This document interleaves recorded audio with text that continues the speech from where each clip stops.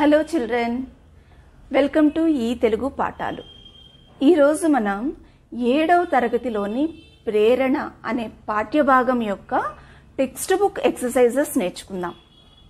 మీకు ఈ online classes అవ్వటం వలన మీకు ఇది చాలా ఉపయోగపడుతుందని నేను చేస్తున్నాను.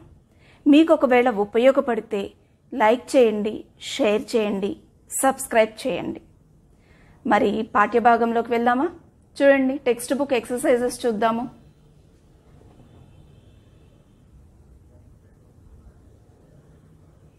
చూడండి, ఇక్కడ మొదటిది విని అర్థం చేసుకొని ఆలోచించి మాట్లాడటం. ఇందులో మొదటిది ప్రేరణ అని పాఠం పేరు వినగానే మీకు ఏమనిపించింది? అయితే ప్రేరణ అంటే ఏంటి? ఇన్స్పిరేషన్. ఒకరిని చూసి మనం కూడా ఏదో సాధించాలి అని స్ఫూర్తి కలగటం. ఓకే, సో అయితే ఈ పాఠ్యభాగంలో కలాం గారు తన ఆశయ సాధనకు చేసిన కృషి మనకు ప్రేరణ కలిగిస్తుందని, అలాగే చదువు కొరకు ఆయన పడిన తపన విద్యార్థులకు చదువు పట్ల చదువు యొక్క ప్రాముఖ్యత తెలుస్తుందనిపిస్తుందని మీరు మీ ఫ్రెండ్స్తో, మీ మిత్రులతో డిస్కస్ చేయండి ఆయన యొక్క జీవిత విశేషాలను. దీనివల్ల ఏంటి అంటే మీకు స్పీకింగ్ స్కిల్స్ అనేవి డెవలప్ అవుతాయి. ఓకే, సో సెకండ్ చూడండి, అబ్దుల్ కలాం చదువుకున్న రోజుల్లోని విద్యా విధానం గురించి మీ మిత్రులతో చర్చించండి. అంటే మీరు పాఠ్యభాగాన్ని మీరు చక్కగా విన్నట్టయితే మీకు తెలుస్తుంది అప్పుడు విద్యా విధానం ఎంత కఠినంగా ఉండేది అనేది. అలాగే విద్యార్థులకు గురువుల పట్ల అదే రకమైన భక్తి, గౌరవం, మర్యాదలు అన్నీ ఉండేవి. సో ఇవి ఒక్కసారి ఆలోచించి అప్పటి విద్యా విధానం ఎలా ఉండేదో మీరు చర్చించండి, మీ మిత్రులతో చర్చించండి. సరేనా? సరే, మరి సెకండ్ ఎక్సర్సైజ్ చూడండి. క్రింది వాక్యాలు పాఠంలో ఏ పేరాల్లో ఉన్నాయో గుర్తించండి, ఆ వాక్యాలను పూర్తిగా రాయండి. అంటే ఇక్కడ కింద ఇచ్చారు కదా ఈ వాక్యాలు ఏ పారాగ్రాఫ్లో ఉన్నాయో చూసి ఆ వాక్యము ఆ సెంటెన్స్ మొత్తం మనం అండర్లైన్ చేయాలి. సరేనా? అయితే మొదటిది చూడండి, కలాం తత్వశాస్త్ర గ్రంథాలు చదవటం. ఈ వాక్యము ఏ పారాగ్రాఫ్లో ఉందో మనం ఇప్పుడు చూద్దాం.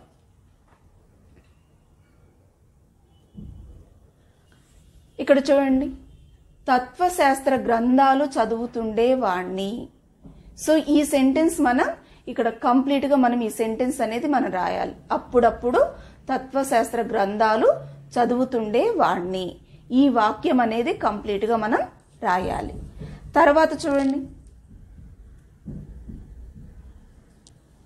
విజయానికి సూత్రాలు 3. ఈ వాక్యము ఏ పారాగ్రాఫ్లో ఉందో మనం ఇప్పుడు చూద్దాం. ఇక్కడ చూడండి, జీవితంలో విజయం పొందటానికి, ఫలితాలు సాధించడానికి నువ్వు 3 అంశాల మీద పట్టు సాధించాల్సి ఉంటుంది. ఈ వాక్యము మొత్తము మనం రాయాలి. తర్వాత చూడండి, సోదరి సహాయం. ఈ వాక్యం ఎక్కడుంది?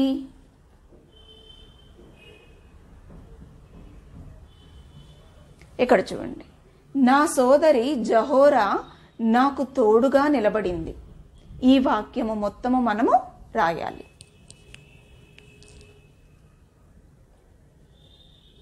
తర్వాత ప్రొఫెసర్ పక్కన కూర్చొని ఫోటో దిగటం. ఈ వాక్యము ఎక్కడ ఉంది? ఏ సెంటెన్స్లో ఉంది? ఇక్కడ చూడండి, నేను ప్రొఫెసర్ స్పాండర్తో కలిసి ఫోటోగ్రాఫ్ కోసం కూర్చున్నాను. ఈ వాక్యం మొత్తం మనం రాయాల్సి ఉంటుంది. తర్వాత ఎక్సర్సైజ్ చూద్దాం. కింది పేరా చదవండి, తప్పొప్పులను గుర్తించండి. ఈ గద్య భాగాన్ని చదివి తప్పొప్పులను మనం గుర్తించాలి. చూడండి, భారత జాతీయోద్యమ నాయకులలో బిపిన్ చంద్రపాల్ ఒకడు. ప్రస్తుతం బంగ్లాదేశ్లో ఉన్న సైజల్లో జన్మించాడు. సహాయ నిరాకరణోద్యమానికి పిలుపునిచ్చాడు. దేశ స్వాతంత్రం కోసం, అభ్యుదయం కోసం పాటుపడ్డాడు. కవులను, పండితులను, తత్వవేత్తలను, ప్రవక్తలను, నాయకులను, సాధారణ ప్రజలను అందరినీ ఆహ్వానించాడు. స్వాతంత్ర పోరాటంలో చురుకుగా పాల్గొని ప్రజల గుండెల్లో చిరస్థాయిగా నిలిచిపోయాడు. ఇప్పుడు మనం ప్రశ్నలు చూద్దాం. చూడండి. బిపిన్ చంద్రపాల్ జాతీయోద్యమ నాయకుడు. ఇది ఒప్పు. ఓకే. నెక్స్ట్, బిపిన్ చంద్రపాల్ సహాయ నిరాకరణోద్యమానికి వ్యతిరేకి. ఇదేంటి? తప్పు.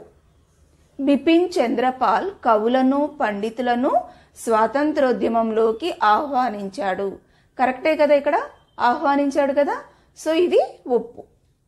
బిపిన్ చంద్రపాల్కు స్వాతంత్రోద్యమ కాంక్ష ఉన్నది. కాంక్ష అంటే కోరిక, అంటే స్వాతంత్రాన్ని సాధించాలనే కోరిక ఉందన్నమాట. సో ఇది ఒప్పు. బిపిన్ చంద్రపాల్ ప్రజల గుండెల్లో నిలిచిపోయిన జాతీయ నాయకుడు. ఇక్కడ లాస్ట్ వాక్యం చూడండి.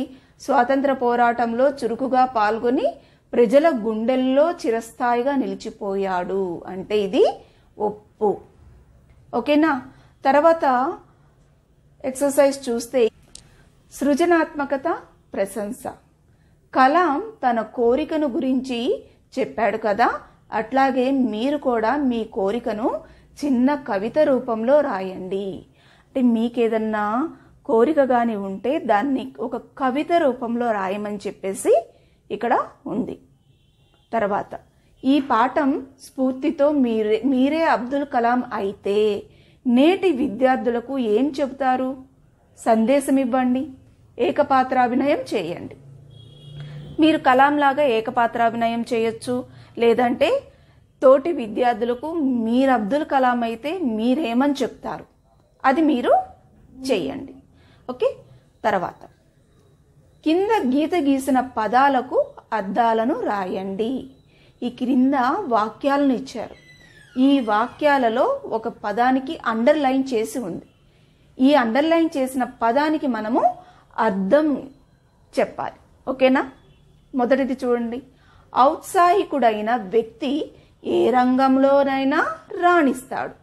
ఔత్సాహికుడు అంటే ఏంటి? ఉత్సాహవంతుడు.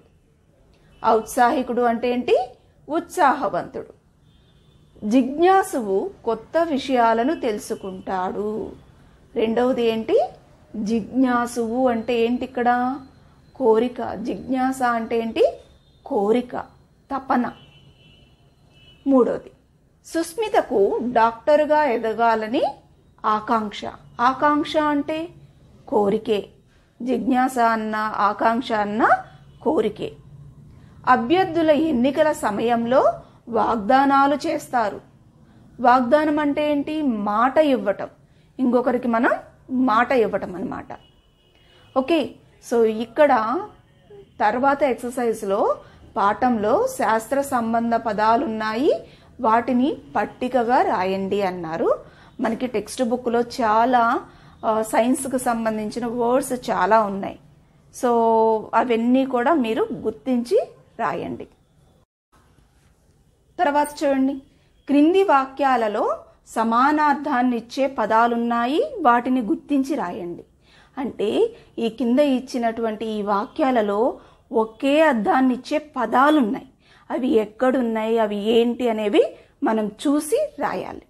చూడండి. మొదటిది, ఆకాశంలో చుక్కలు మెరుస్తున్నాయి.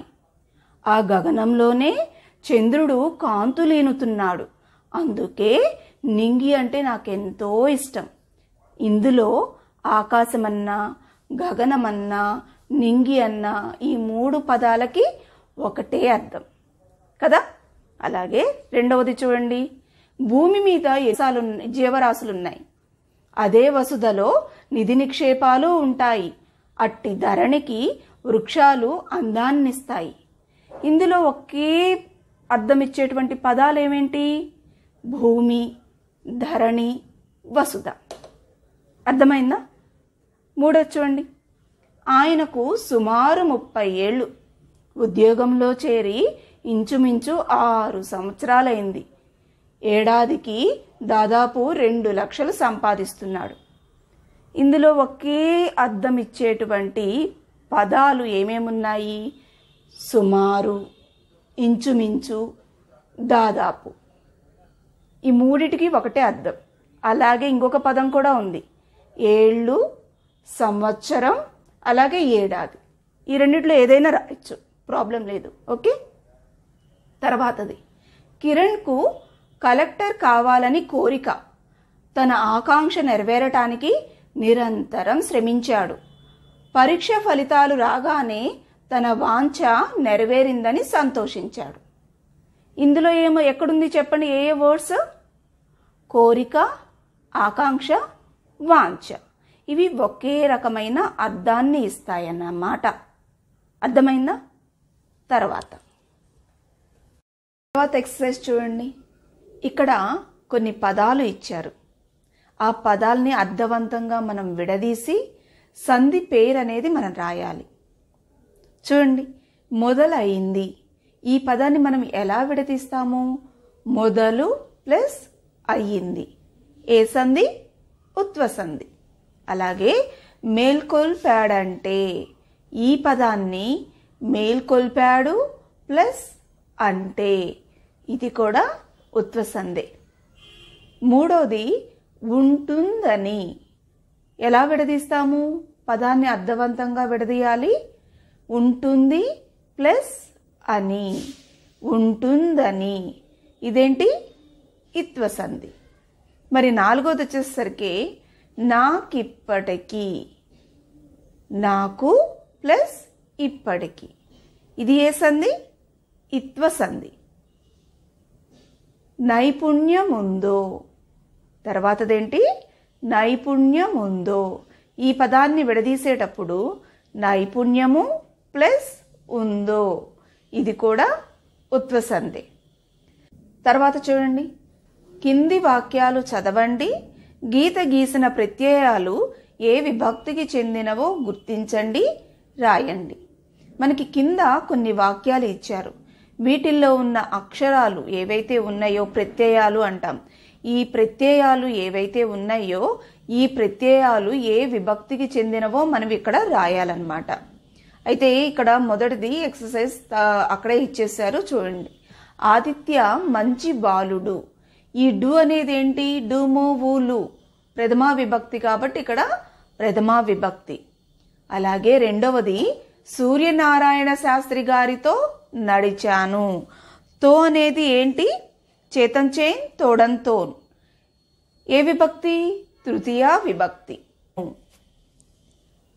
మూడవది ఆయనను ఒప్పించలేకపోయాను. ఈ ను అనేది ఏంటి? నిన్ నున్ నన్ గూర్చి గురించి, ద్వితీయ విభక్తి. అలాగే నాలుగవది ఆహారం కొరకు పక్షులు బయలుదేరుతాయి. ఆహారం కొరకు. కొరకు ఏంటి? కొరకున్ కై ఏంటి? చతుర్థి విభక్తి. గురువుల యొక్క ప్రభావం కలాంపై బాగా ఉన్నది.